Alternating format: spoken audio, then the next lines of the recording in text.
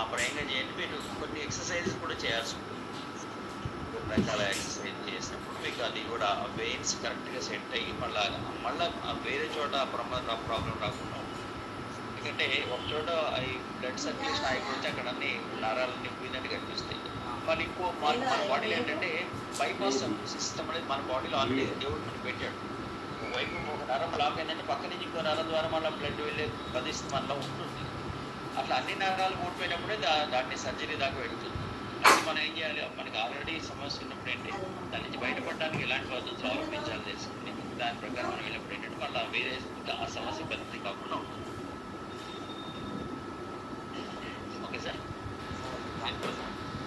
Experience చాలా మంది దగ్గర ఉన్నాయి వెరికోస్ వెయిన్స్ తగ్గిన వాళ్ళు చాలా మంది ఉన్నారు. కాకపోతే వాళ్ళకి ఇప్పుడు ఆల్రెడీ 10 అవుతుంది కదా, ఈ టైంలో ఉండకపోవచ్చు. రేపు మార్నింగ్ మీరు నెక్స్ట్ డే క్లబ్లో మీరు ఎర్లీగా లేకపోతే మీకు వాటిని నేను ఎక్స్పీరియన్స్ ఇస్తాను. సో ఇప్పటికీ నేను అడుగుతాను ఎవరిని ఉంటే వెరికోస్ వెయిన్స్ నుంచి బయటపడ్డ వాళ్ళు ఎవరు ఉంటే మీరు గ్రీన్ టీకి పెట్టండి ఒకసారి. సత్యనారాయణ రెడ్డి గారికి మీకు ఎక్స్పీరియన్స్ అయిపోతుంది.